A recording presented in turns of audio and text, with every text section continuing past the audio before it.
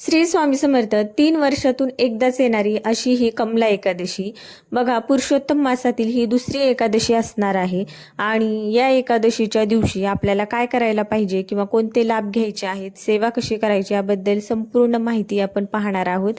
त्यासाठी व्हिडिओ शेवटपर्यंत बघा आणि आवडला तर कमेंट बॉक्समध्ये ओम नमो भगवते वासुदेवाय लिहायला विसरू नका. एकादशी ही श्री महाविष्णूंची कन्या म्हणून ओळखले जाते आणि एकादशीला खूप मोठे वरदान प्राप्त झालेले आहे. ते कोणते मी तुम्हाला पुढे सांगतेच. बघा, जे वरदान एकादशीला मिळालेले आहे त्याचा लाभ आपल्याला कसा घेता येईल किंवा त्यासाठी आपल्याला काय करायचं आहे मी तुम्हाला पुढे सांगणारच आहे. पण त्याआधी गुरुवारी 11 तारखेला कमला एकादशी येत आहे. मग या दिवशी आपल्याला काय करायचं आहे, पारण वेळ कोणती आहे ते याबद्दल सगळी माहिती आपण पाहणार आहोत. बघा, कमला हे महालक्ष्मीचे दुसरे नाव आहे आणि महालक्ष्मी या श्री महाविष्णूंच्या पत्नी आहेत.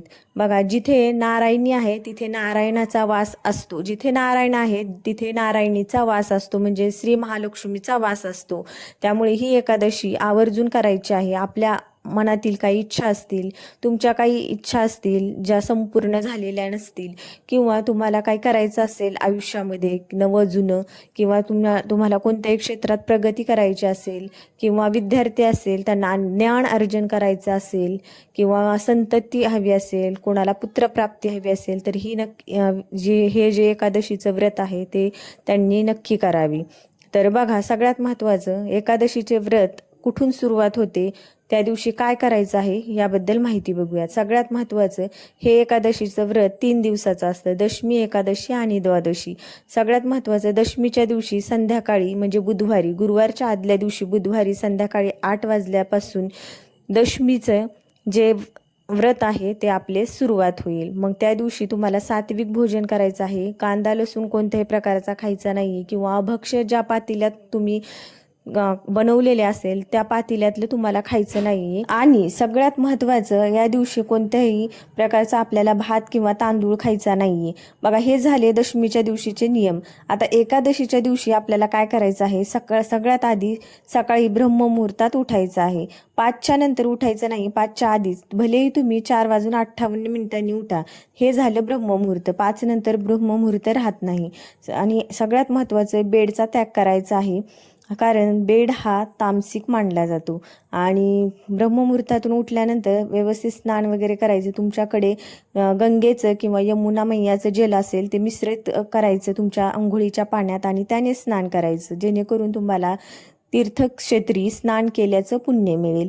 त्यानंतर सगळे तुमचे जे काही पूजापाठ आहे, जप वगैरे करायचा आणि त्यानंतर दिवसभर निरंकार उपवास केल्याचं खूप महत्त्व मानलं जातं. पण तुमची क्षमता नसेल तर फळाहार करू शकता तुम्ही आणि दिवसभर उपवास करू शकता किंवा ताक दही ह्या गोष्टी तुम्ही आहारात घेऊ शकता.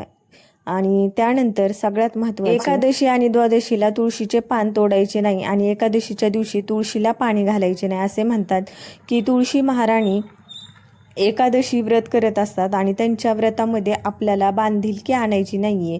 त्यामुळे या दिवशी वर्ज्य करण्यात आलेले आहे आपल्या शास्त्रानुसार. तुळशीला पाणी द्यायचं नाहीत किंवा रविवारी पण पाणी देत नाहीत.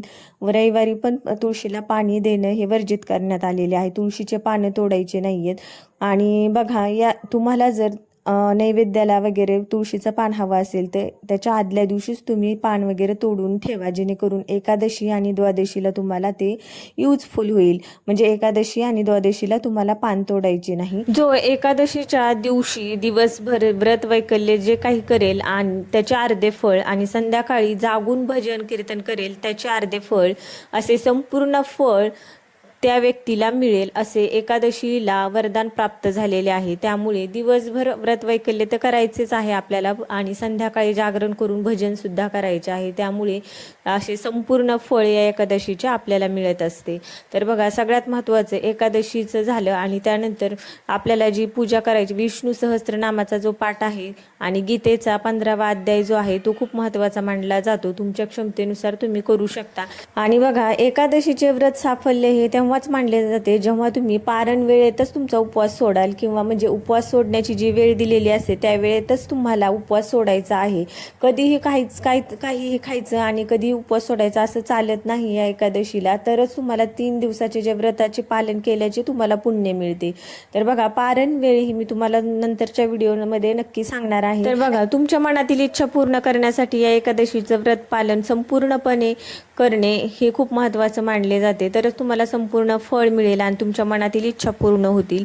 तर बघा, सगळ्यात महत्त्वाचं म्हणजे ही एकादशी फक्त 3 वर्षातून एकदाच येते आणि त्यामुळे खूप महत्त्वाची आहे. धोंड्याच्या महिन्यातील अधिक मासातील ही एकादशी आहे आणि या एकादशीचे संपूर्ण फळ मिळाले तर आपल्या आयुष्यातील जे पाप केलेले असतील ते सगळे पाप भस्म होतात आणि आपल्याला संपूर्ण व्रताचा लाभ देखील मिळतो. आता बघा, पुरुषोत्तम मास चालू आहे, म्हणजेच अधिक मास, आणि या काळामध्ये किंवा या महिन्यामध्ये जेवढं तुम्ही जप तप दान धर्म कराल तेवढं तुम्हाला अक्षयपटीने पुण्य प्राप्त होत असते.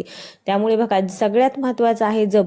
तुम्ही जेवढा जप कराल तेवढं तुमच्यासाठी चांगलं ठरणार आहे, किंवा तुमच्यासाठी तुमच्या आयुष्यातील खूप बदल होतील. खूप म्हणजे तुमच्या आयुष्यातील सगळं दुःख नष्ट होतील आणि तेवढी ताकद आपल्यामध्ये निर्माण होते. सगळ्या गोष्टींना फेस करण्यासाठी तेवढी ताकद आपल्यात देव निर्माण करतो. त्यामुळे जप हा नक्की करा. आणि सगळ्यात महत्त्वाचं कमला एकादशीच्या दिवशी तर हा जप नक्की करा.